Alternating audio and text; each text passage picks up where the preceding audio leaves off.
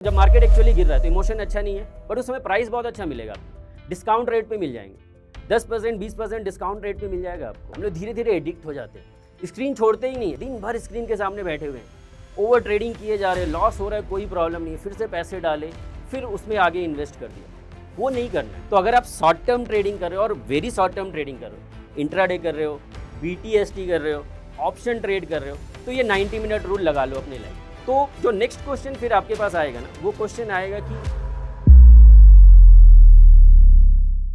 This video is made for educational purposes only and are not meant for financial advice. Viewers are recommended to consult registered financial and investment advisors before making any investment. We disclaim all liability for any loss or damage as a result of any investment that you may consider. We do not promote any finance or investment related courses or products through this channel.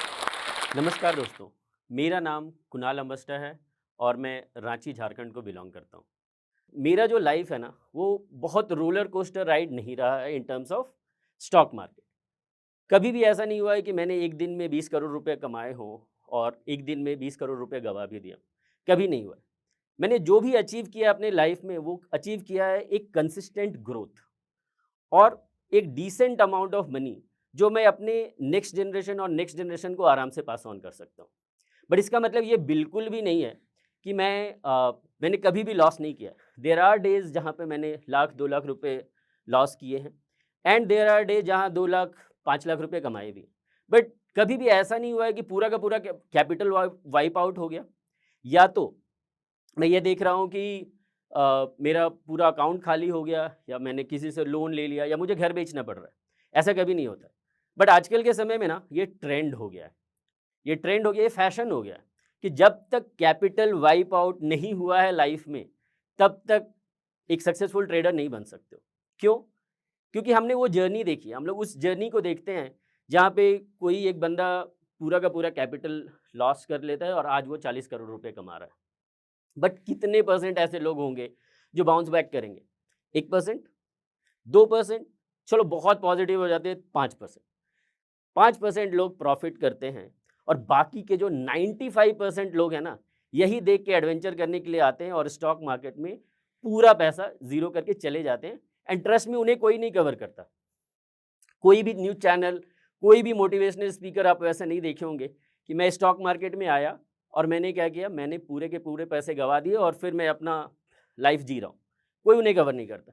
वो 1% लोगों को ही cover करते हैं जो पहले loss करते हैं और फिर वो अचानक से एक विंडफॉल गेन मिलता है उन्हें, एक अच्छा खासा प्रॉफिट करते हैं और फिर वो कंसिस्टेंट हो जाते हैं लाइफ में।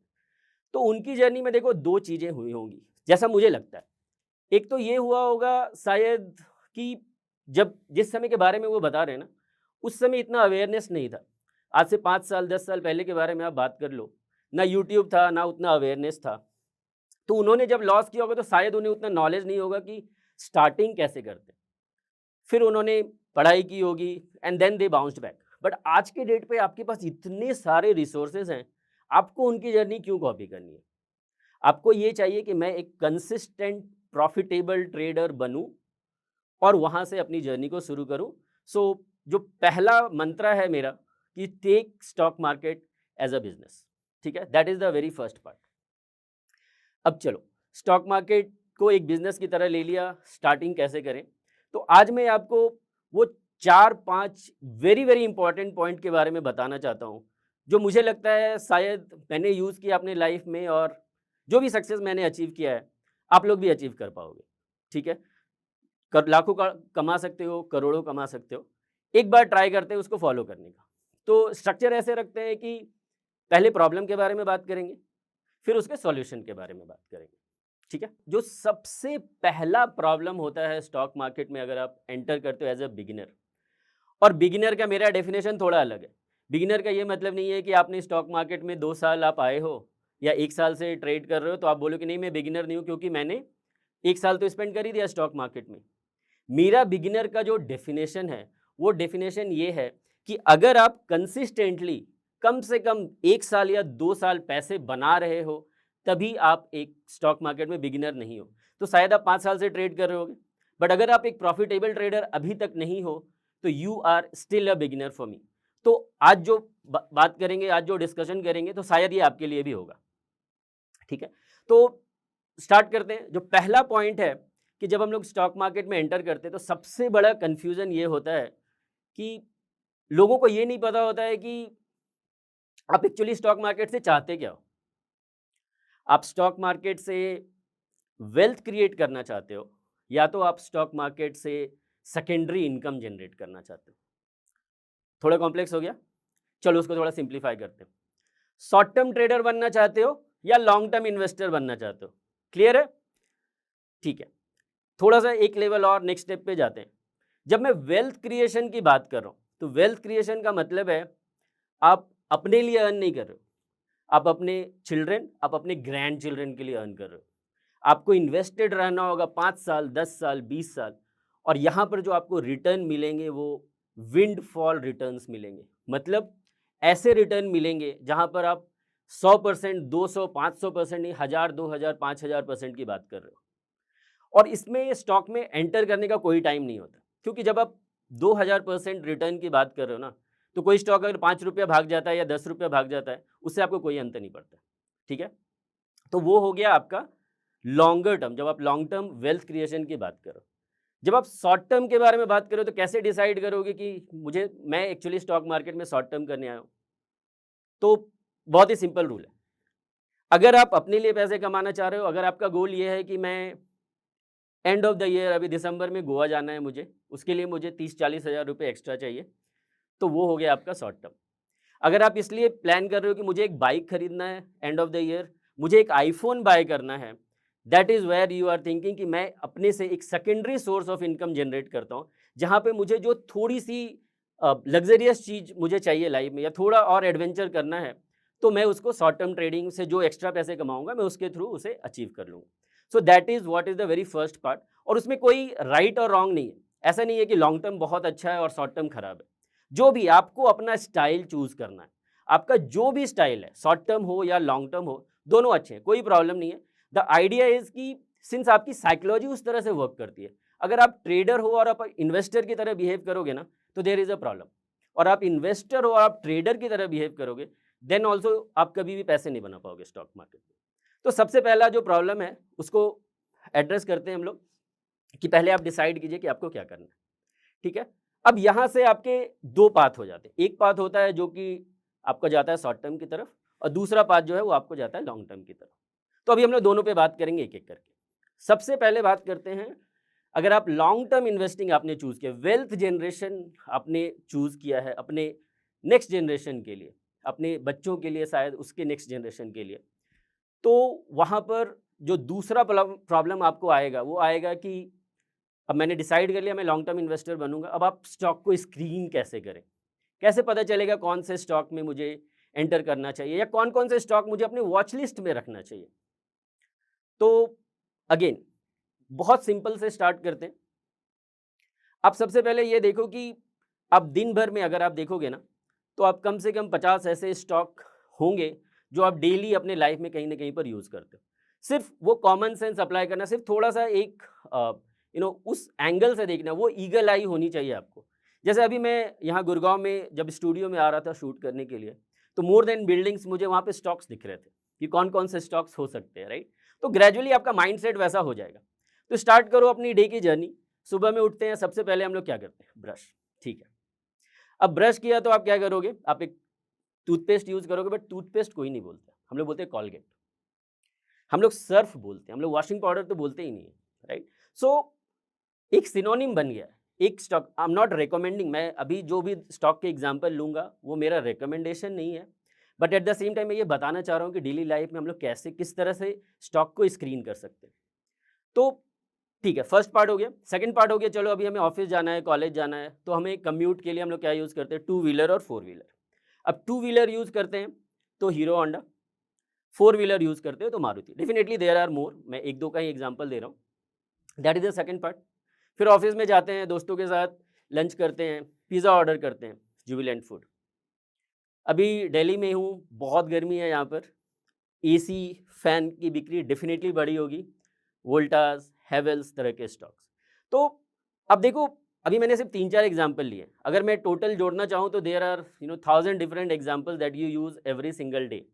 आप अपनी कार से जाते हो, आप डीज़ल, पेट्रोल फ़िल कराते हो, तो बीपीसीएल, एचपीसीएल, उस तरह के स्टॉक्स में भी आप देखो कि कहाँ पे ज़्यादा भीड़ है।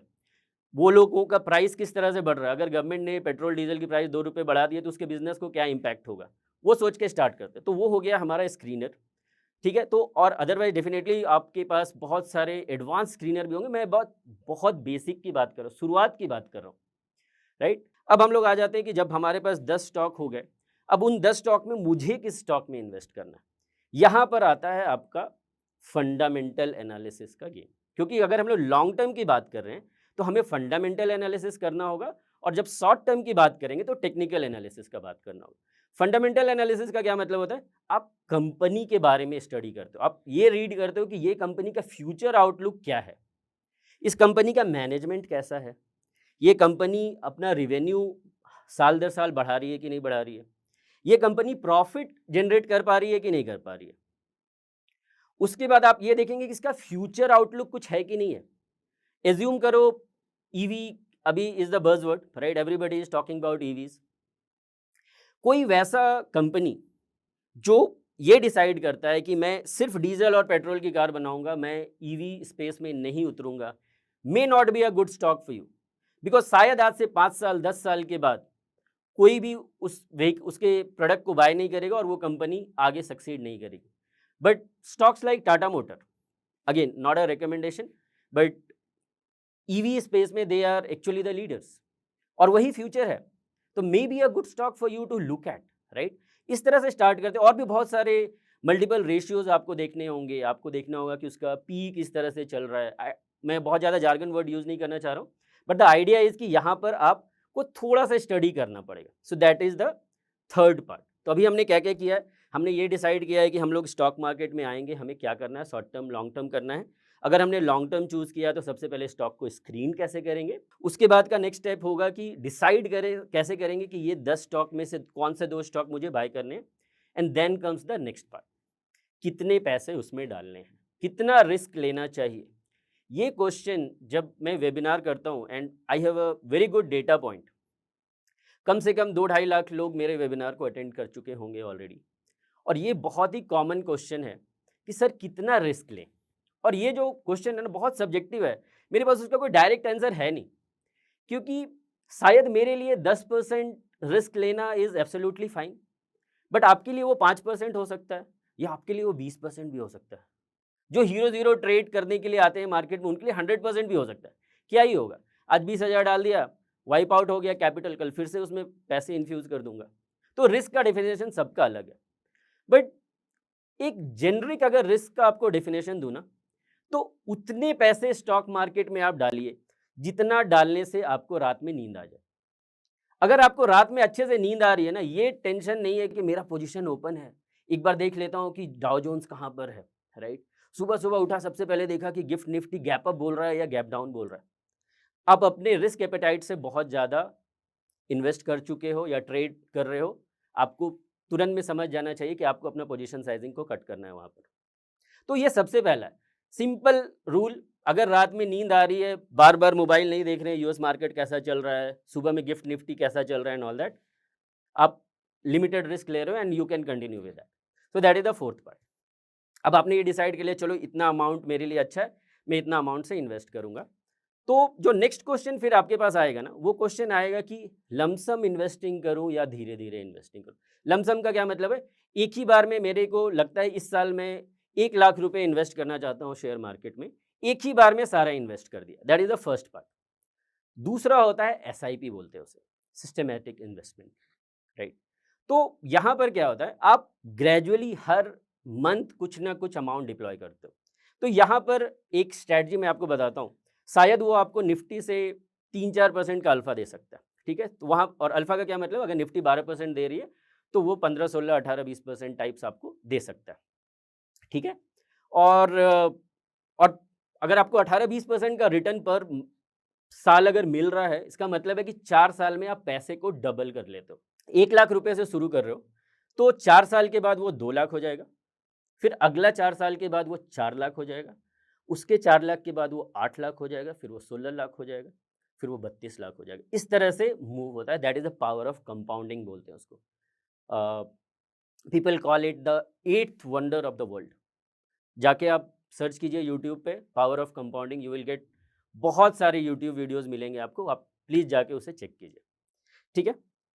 सो मैं ये बता रहा था कि एक एग्ज़ाम्पल लेते हैं अभी निफ्टी का। निफ्टी अभी 22,000 पर है। तो आपने डिसाइड किया है कि इस साल 2024 में जनवरी से लेके दिसंबर के बीच में मैं पर मंथ 10,000 रुपए इन्वेस्ट करूँगा, ठीक है? हर मंथ आपको 10-10 हज़ार स्पेंड करना है और द गुड पार्ट इज़ कि अगर आप सिप करते हो, तो होता क्या है, आप मार्केट के जब हाई पर जब मार्केट जाता है तब भी आप इन्वेस्ट कर रहे हो, आप उसके लो पर भी इन्वेस्ट कर रहे हो, तो बेसिकली आप एवरेज आउट कर लेते हो। आप ऐसा कभी भी नहीं होता कि बहुत एक्सपेंसिव मार्केट है आपने तभी बाय करा है और आपने वैसा कभी भी नहीं हुआ कि जब मार्केट एकदम लो पर है आपने तभी बाय किया। आप एवरेज आउट कर रहे हो। और एक चीज़ स्टॉक मार्केट में हमेशा ध्यान रखना कि स्टॉक मार्केट में ना ये बहुत इंपॉर्टेंट है जानना कि या तो आपको स्टॉक का प्राइस बहुत अच्छा मिलेगा या तो आपको इमोशन बहुत अच्छा मिलेगा। क्या मतलब है इसका? इमोशन का मतलब है कि जब मार्केट एक्चुअली गिर रहा है तो इमोशन अच्छा नहीं है, बट उस समय प्राइस बहुत अच्छा मिलेगा आपको। डिस्काउंट रेट पे मिल जाएँगे। 10% 20% डिस्काउंट रेट पे मिल जाएगा आपको कोई भी स्टॉक। और जब इमोशन बहुत अच्छा है ना तो प्राइस अच्छा नहीं मिलेगा, क्योंकि सब लोग उसे बाय कर रहे हैं। स्टॉक ओवर एक्सपेंसिव हो चुका है, फिर भी लोग उसमें इन्वेस्ट किए जा रहे हैं, किए जा रहे हैं, किए जा रहे हैं। तो वो हमेशा ध्यान में रखना, ठीक है? So coming back to the 22,000 10,000 per month वाला एक एग्ज़ाम्पल पे, तो आपको क्या करना है कि जब भी निफ्टी का एवरेज जो रिटर्न है 12-15% के आसपास में है, तो आप 10% का एक बेंचमार्क बना लीजिए कि अभी मैं 22,000 पर हूँ। जब निफ्टी 10% और ज़्यादा बढ़ जाएगी, 10% का मतलब होता है 2200 पॉइंट्स फ्रॉम हियर, मतलब जब निफ्टी 24,200 तक जब तक रहेगी, मैं पर मंथ 10,000 रुपीज़ इन्वेस्ट करूँगा। जिस समय वो 24,200 से ऊपर निकल जाएगा, मैं ये एज्यूम करूँगा कि मार्केट थोड़ा-सा ओवरबॉट हो गया। तो मैं क्या करूँगा, 10% अपना जो एसआईपी मैं कर रहा हूँ, उसका जो वैल्यू है वो कम कर दूँगा। मतलब अब मैं पर मंथ 10,000 की जगह पे 9,000 रुपीज़ ही इन्वेस्ट कर रहा हूँ, ठीक है? डाउन टर्न भी हो सकता है, मार्केट नीचे के साइड भी आ सकता है। उस केस में फिर से 2200 पॉइंट्स 19,800 20,000 का एक लेवल लेके चलते हैं। उसके नीचे अगर मार्केट अभी आ जाता है, तो आपको क्या करना है, अपना जो एसआईपी है वो 10% से बढ़ा देना है। ये गलती हम लोग करते हैं। मार्केट जब नीचे गिरता है ना, हम लोग एसआईपी रोक देते हैं, जबकि वो होना चाहिए उसका उल्टा। मार्केट अगर गिर रहा है तो एसआईपी आप बढ़ा दीजिए, क्योंकि आप आपको अच्छे स्टॉक एक अच्छे डिस्काउंटेड रेट पे मिल रहा है। इमोशन अच्छा नहीं है, प्राइस बहुत अच्छा है। This is very, very important, ठीक है? तो इस तरह से अगर आप सिप करेंगे, तो आपको निफ्टी से डेफिनिटली 3-4% अल्फा मिलने के चांसेस काफ़ी हाई है। So this is how we do the long term investing. अब आ जाते हैं शॉर्ट टर्म इन्वेस्टिंग पे, सबसे इंटरेस्टिंग पार्ट। सबों को करना है शॉर्ट टर्म इन्वेस्टिंग। लाइफ में एडवेंचर जब तक नहीं होगा तब तक मज़ा नहीं आएगा। तो करते हैं हम लोग शॉर्ट टर्म ट्रेडिंग की बात। अ, वो 20 दिन में पैसे डबल वाला स्कीम है ना, अक्षय कुमार वाला, देखा होगा आप लोगों ने। सो उस तरह के माइंडसेट से हम लोग आते हैं जब हम लोग शॉर्ट टर्म ट्रेडिंग की बात करते हैं। आ गए ऑप्शन में, किसी ने बोल दिया ये कॉल बाय कर लो, ये पुट बाय कर लो, और आपने कुछ भी नहीं सोचा। आपने बोला कि हाँ, यहाँ पर मैं पैसे बाय करूँगा, यहाँ पर मैं एक ये वाला ऑप्शन बाय कर लूँगा, 0-0 ट्रेड ले लूँगा, शायद 10 गुना हो जाएगा, और हो सकता है कि वो किसी एक दिन हो भी जाए। लेकिन 50 दिन नहीं होगा, और यहाँ पर there is something that you will have to you know be very disciplined. आपको अपने माइंड को ट्रेन करना होगा। आपको अपने ब्रेन सेल्स के डोपामाइन के साथ समझौता करना होगा। So by the way, dopamine actually एक ब्रेन सेल केमिकल है, जो आपको हर छोटी-छोटी चीज़ के लिए रिवॉर्ड करता है, और बहुत एडिक्टिव है। जो जो लोग गैम्बलिंग करते हैं, जो लोग अल्कोहलिक होते हैं, उनके लाइफ में डोपामाइन का बहुत बड़ा यूज़ होता है। कभी पढ़िएगा जाके अगर टाइम मिलता है तो। तो स्टॉक मार्केट में वही होता है, हम लोग धीरे-धीरे एडिक्ट हो जाते हैं। स्क्रीन छोड़ते ही नहीं है, दिन भर स्क्रीन के सामने बैठे हुए हैं। ओवर ट्रेडिंग किए जा रहे हैं, लॉस हो रहा है, कोई प्रॉब्लम नहीं है, फिर से पैसे डाले, फिर उसमें आगे इन्वेस्ट कर दिया। वो नहीं करना है। तो ये जो इम्पोर्टेंट पार्ट है ना, कि डोपामाइन के साथ समझौता करना बहुत डिफ़िकल्ट होता है, इतना आसान नहीं है, ठीक है? तो पढ़िएगा उसके बारे में, इट विल हेल्प यू। तो मेरा जो फ़िलॉसफ़ी है लाइफ़ का, कि जब आप ट्रेडिंग करते हैं तो आप अपनी जर्नी को किस तरह से रिलेट करें। जैसे लॉन्ग टर्म के लिए हमने बात की कि लाइफ से रिलेट करें, शॉर्ट टर्म ट्रेडिंग को भी लाइफ से रिलेट करते हैं और मैं उसे बोलता हूँ trade like you date. Yes, trade like you date. अब डेटिंग के क्या क्या ट्रेड्स होते हैं, आप स्टिल फिगर आउट कर रहे हो कि आपके लिए वर्कआउट होगा कि नहीं लाइफ में ये, राइट? कोई कमिटमेंट नहीं है। अगर सब कुछ सही चल रहा है तो बहुत अच्छी बात है, नहीं चल रहा है तो अपना स्टॉप लॉस कट हो गया, स्टॉप लॉस कट हो गया, मैं अपने रास्ते तुम अपने रास्ते, राइट? लेकिन स्टॉक में हम लोग वो नहीं करते। जब हम लोग ट्रेड करते हैं, अगर हम लोग किसी गलत स्टॉक में फंस जाते हैं जो हमारे लिए नहीं बना है उस पर्टिकुलर टाइम के लिए, तो हम लोग उसमें स्टॉप लॉस काटते ही नहीं है। 5% लॉस हो रहा है, 10% लॉस हो रहा है, 20% लॉस हो रहा है, अब मैंने उसको एवरेज कर लिया और मैंने सोचा कि 100 रुपीज़ पे बाय किया, 80 रुपीज़ पे एवरेज किया है तो 90 पर मेरा एवरेज आउट हो गया। बट अब आप वहाँ से अगर स्टॉक नीचे जाता है ना, तो अब आप डबल क्वांटिटी पे लॉस कर रहे हैं। पहले आप 100 क्वांटिटी पे लॉस कर रहे थे, अब 200 क्वांटिटी पे लॉस कर रहे हो और फिर स्टॉक और नीचे जाता है और फिर आपको लगता है कि मैं फाइट करता हूँ यार स्टॉक मार्केट से, कैसे मेरा डिसीजन गलत हो सकता है, और फिर जब वो 60 पर आता है फिर आप एवरेज करते हो और इस तरह से आप एवरेज करते जाते हो, स्टॉक नीचे जाते जाता है। एक समय आपका पेशेंस बिल्कुल खत्म हो जाता है और आप क्या करते हो, लॉस में निकल जाते हो। जैसे ही लॉस में निकलते हो, स्टॉक रॉकेट, राइट? होता है ना, सबके लाइफ में होता है, हमारे लाइफ में भी होता है। ऐसा नहीं है कि मेरे लाइफ में वो नहीं होता है, बट अब नहीं होता है। जब मैंने अपनी जर्नी शुरू की थी तब बिल्कुल होता था, ठीक है? So that is the very first part. उसके बाद आ जाते हैं, डेटिंग का एक और रूल है कि अगर if things did not work out, आप रिवेंज नहीं लेंगे। मतलब वो अपने रास्ते, मैं अपने रास्ते। You will never do a revenge trading. मतलब आपको जिस स्टॉक से लॉस हुआ है उसी स्टॉक में उसी दिन दोबारा एंटर होने की क्या जरूरत है? लेकिन हमें लगता है कि अगर मेरा लॉस रिलायंस में हुआ है ना, तो रिलायंस ही मुझे पैसे देगा, किसी और जगह से मुझे पैसे आएंगे तो उसकी वैल्यू कम हो जाएगी क्या? वो 500 का नोट चाहे रिलायंस के थ्रू आए, चाहे वो एसबीआई के थ्रू आए, चाहे वो किसी और स्टॉक के थ्रू आए, कोई प्रॉब्लम नहीं है। एंड ऑफ द डे वो 500 का वैल्यू 500 ही रहेगा। तो जो स्टॉक आपके लिए काम नहीं कर रहा है, जो डाउन ट्रेंड में, उसमें आपको कॉल क्यों लेना है? तो ये वाला पार्ट को आप हमेशा ध्यान में रखिए, ठीक है? तो वो रिवेंज ट्रेडिंग हम लोग बिल्कुल भी नहीं करेंगे। Now come back to the fourth part. There is something called 90 minute rule. तो जब हम लोग डेट पे जाते हैं ना, तो अनसेड रूल है, but the first rule is कि पहला डेट जो है आपका वो 90 मिनट से ज़्यादा का नहीं होना चाहिए। बिकॉज वो जस्ट इंट्रोडक्शन होता है, आप सिर्फ एक दूसरे से मिलते हो, जानते हो कि थिंग्स विल वर्क आउट और not, and then you decide. तो अगर आप शॉर्ट टर्म ट्रेडिंग कर रहे हो और वेरी शॉर्ट टर्म ट्रेडिंग कर रहे हो, इंट्राडे कर रहे हो, बीटीएसटी कर रहे हो, ऑप्शन ट्रेड कर रहे हो, तो ये 90 मिनट रूल लगा लो अपने लाइफ में। 15 मिनट का 6 कैंडल्स, अगर ये आपके डायरेक्शन में नहीं जाता है तो most probably you will not be able to make money in a very near short term. ये 90 मिनट रूल लगाओ। 15 मिनट के 6 कैंडल अगर आपके डायरेक्शन में, आपके फेवर में नहीं जाते हैं, अपना पोजीशन को कट कर लो और फिर ट्राई करो कि कोई दूसरे स्टॉक जहां पर अच्छे पोजीशन मिल रहे हैं वहां पे पोजीशन बनाते हैं, अदरवाइज अपना टर्मिनल क्लोज करते हैं, कल का कल देखा जाएगा। शॉर्ट टर्म में ये बहुत ज़्यादा जरूरी है, ठीक है? तो जैसे हम लोगों ने लॉन्ग टर्म में बात किया था कि आप स्टॉक को स्क्रीन करते हैं, similar to that short term में स्क्रीनिंग कैसे करें? तो शॉर्ट टर्म में स्क्रीनिंग करने के लिए आपको टेक्निकल एनालिसिस का हेल्प लेना ही पड़ेगा, बिकॉज वही पैटर्न आपको बताएगा कि कौन सा स्टॉक ऊपर जाएगा, कौन सा स्टॉक नीचे जाएगा।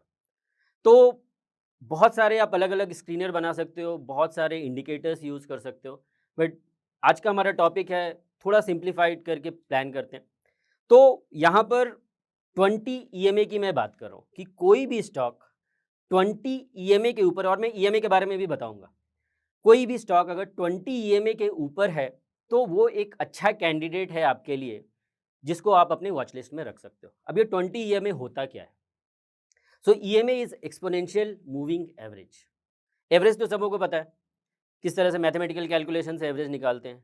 मूविंग एवरेज का मतलब होता है कि जब हम लोग कोई भी स्टॉक का जब एवरेज निकालते हो, तो मैं ये पूछना चाहता हूँ कि ये 20 दिन का एवरेज है या 50 दिन का एवरेज है।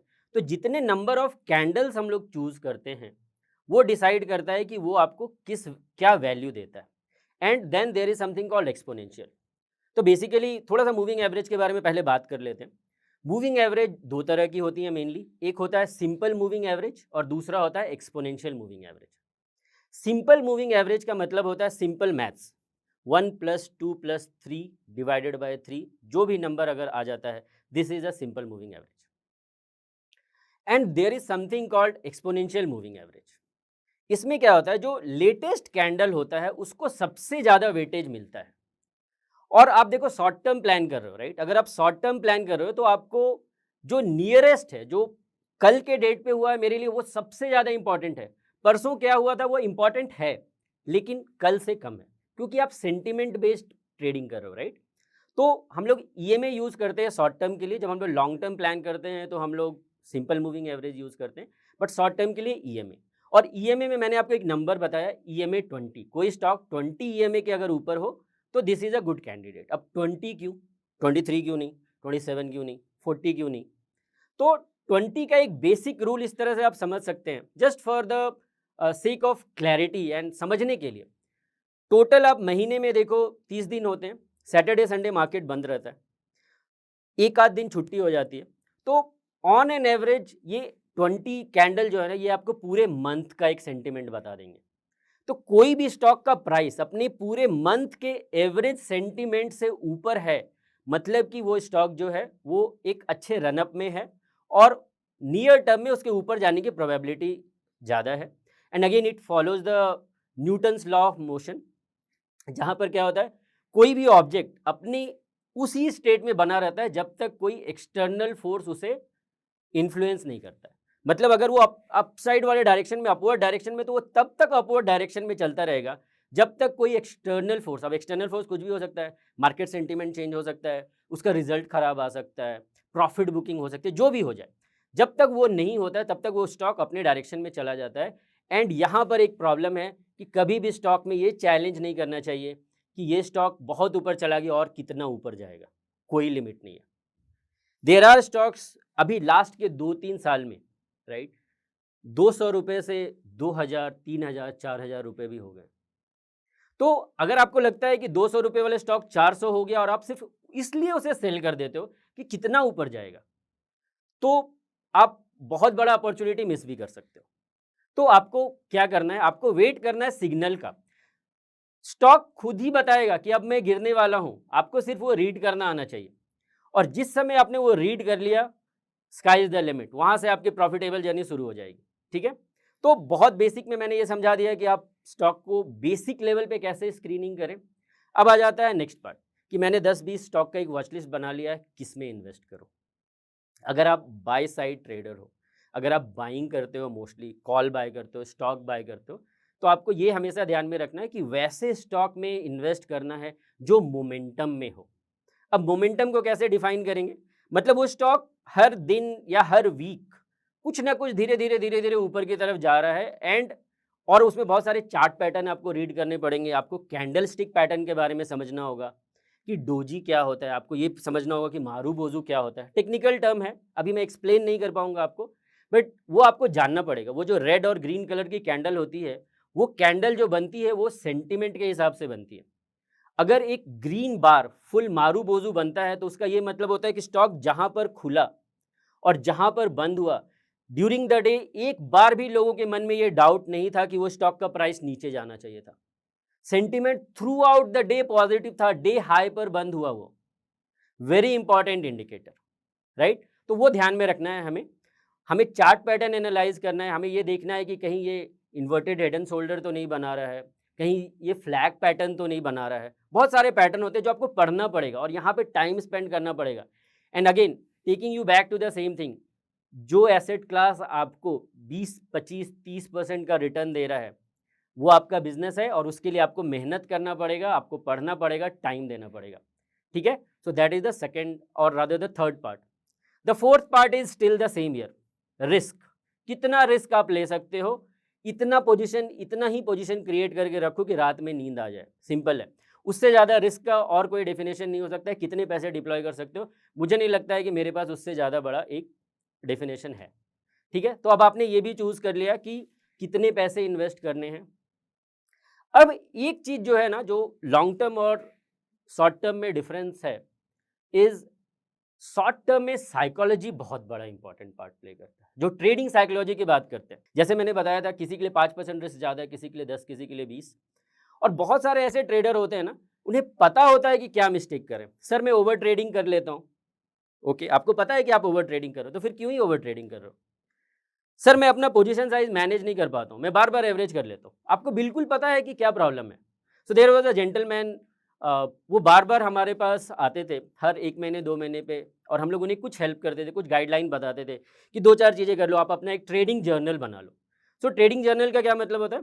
आप जो भी ट्रेड ले रहे हो, हर ट्रेड को डॉक्यूमेंट करो और वो डॉक्यूमेंट आप एक्सेल शीट पे करो, चाहे आप पेन एंड पेपर से यूज़ करो। मुझे तो लगता है कि आप पेन पेपर से अगर आप लिखते हो ना, तो वो आपको ज़्यादा काम करता है because then you actually get a feel, right? जैसे कि आज के डेट पे आप देखो यूपीआई से पेमेंट करते हो, 1000 2000 पे कर देते हो, कुछ भी नहीं है।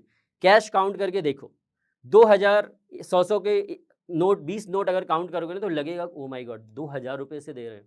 सिमिलर टू दैट आप एक पेन पेपर लो और अपना एक ट्रेडिंग जर्नल बना सकते हो। एक्सेल पे भी कर सकते हो, कोई प्रॉब्लम नहीं। Nowadays lot of people do not prefer the old style. मेरा स्टाइल थोड़ा ओल्ड है, बट आप बिल्कुल एक्सेल शीट पे कर सकते हो और आप उसको रेगुलरली एनालाइज़ करते रहो।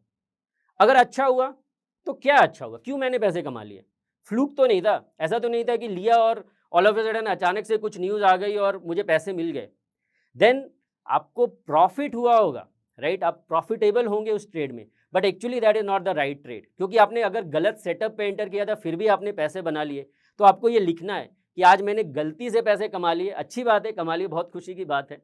लेकिन आपको ये हमेशा ध्यान में रखना है कि वो खुशी आपको हमेशा नहीं मिलेगी। हमेशा आप उतने लकी नहीं हो सकते हो, ठीक है?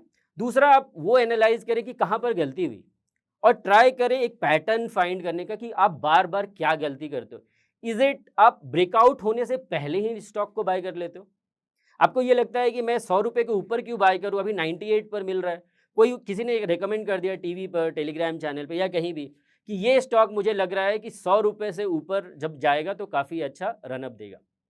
आप क्या करोगे? देखोगे 98 है, आपको लगेगा वॉव! ₹2 कम पे मिल रहा है, मैं अभी ही बाय कर लेता हूँ। बट जो जिस जेंटलमैन ने आपको ये एडवाइस दिया है कि ₹100 के ऊपर बाय करो, तो उसका एक रीज़न होगा ना, क्यों ₹100 के ऊपर बाय करने के लिए वो आपको बता रहे हैं। क्योंकि वहाँ पर एक रेजिस्टेंस है, there is a concept of support and resistance. Support का मतलब होता है कि स्टॉक वहाँ से बाउंस बैक करता है ऊपर की तरफ, रेजिस्टेंस का मतलब होता है वहाँ से स्टॉक का प्राइस नीचे की तरफ मूव होता है।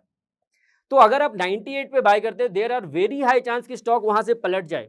तो जल्दीबाजी नहीं करनी है, वेट करना है।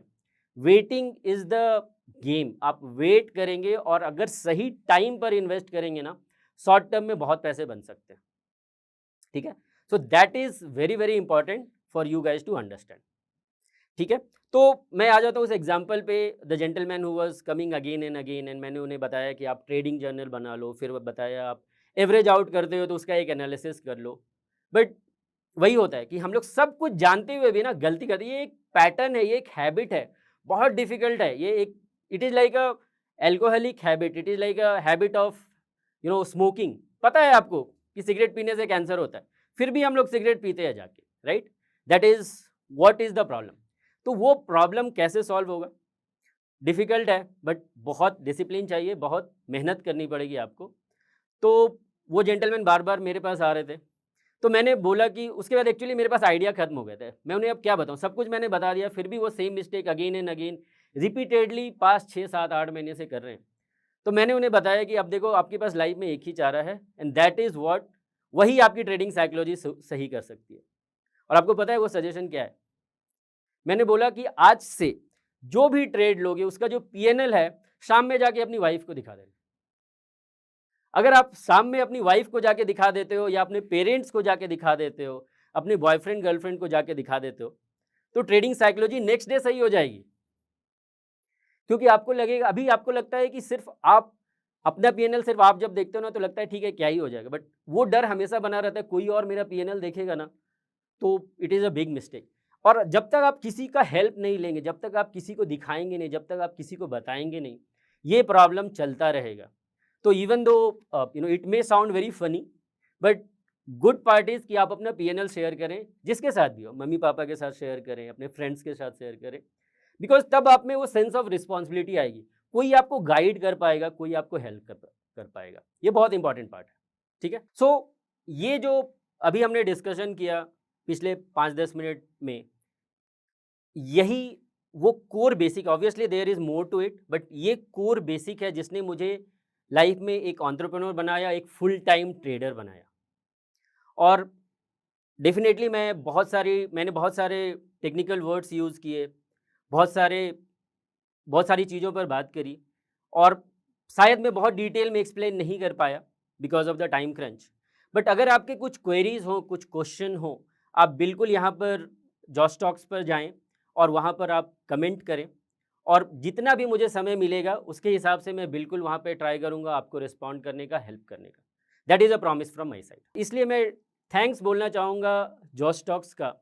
जब हमारी बात हुई तो मुझे लगा कि हाँ, ये सही प्लेटफ़ॉर्म है जहाँ पर लोगों को सही एडवाइस सही तरीके से डिस्ट्रीब्यूट किया जा सकता है and that's why I am here. So a big thanks to Josh Talks and good luck to you all and God bless. Thank you.